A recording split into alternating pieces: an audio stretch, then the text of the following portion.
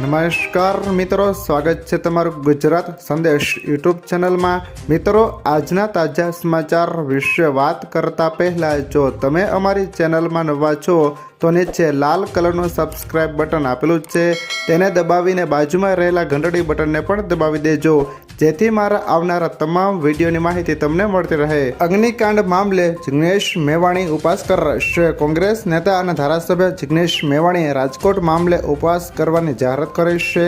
મેવાણીએ જણાવ્યું હતું કે અગ્નિકાંડ જે જગ્યાએ થયો હતો ત્યાં રાતોરાત બુલડોઝર ફેરવીને તેના પુરાવાનો નાશ કરાયો છે। આ ઉપરાંત જિગ્નેશ મેવાણીએ ભાજપ પર આકરા પ્રહારો કરીને બનાસકાંઠા બેઠક પર જીત મેળવનાર ગેનીબેન ઠાકોરને અભિનંદન પાઠવી તેમને રોકસ્ટાર ગણાવ્યા હતા। ત્યારબાદના મહત્વના સમાચાર વિશે વાત કરીએ તો રાજકોટ અગ્નિકાંડ તપાસ અંગે હાઈકોર્ટે ખખડાવ્યા। રાજકોટ ગેમ ઝોન અગ્નિકાંડમાં 27 લોકોના નિધન થયા હતા। આ મુદ્દે ફરી હાઈકોર્ટમાં સુનાવણી કરવામાં આવી હતી।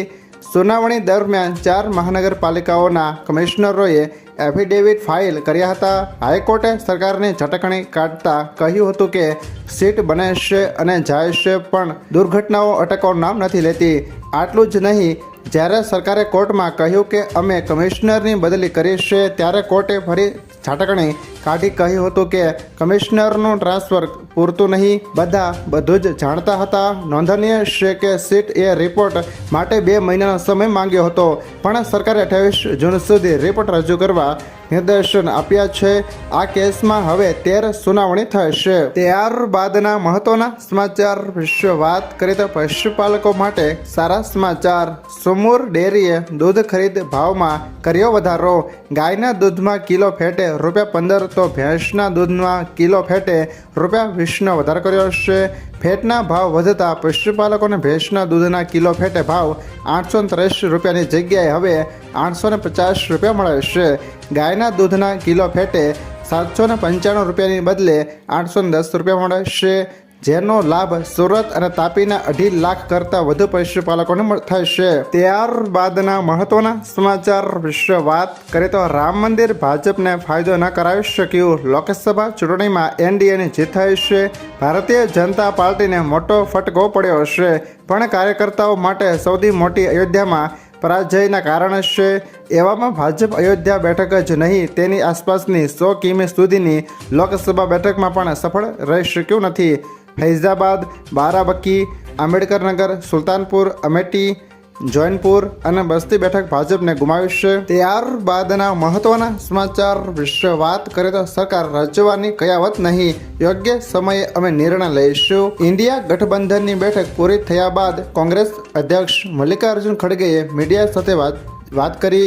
ખડગેએ કહ્યું, બેઠકમાં નિષ્કર્ષ એ હતો કે લોકોએ અમારું સમર્થન કર્યું, લોકોએ ભાજપની નફરત અને ભ્રષ્ટાચાર સામે મતદાન કર્યું છે। આ જનમત મૂડીવાદી અને બેરોજગારી વિરુદ્ધ છે।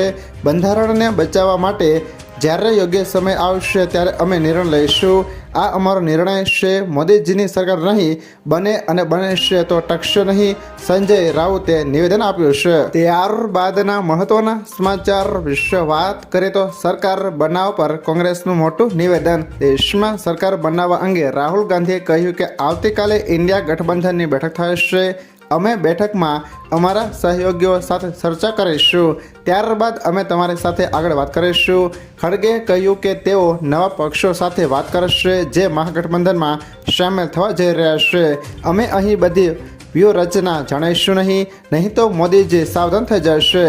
આમ આવતીકાલે ઇન્ડિયા ગઠબંધન કંઈક મોટું કરી શકે। ઉપરાંત મિત્રો, કોંગ્રેસ ઇન્ડિયા ગઠબંધનની 224 બેઠક જીત થઈ છે।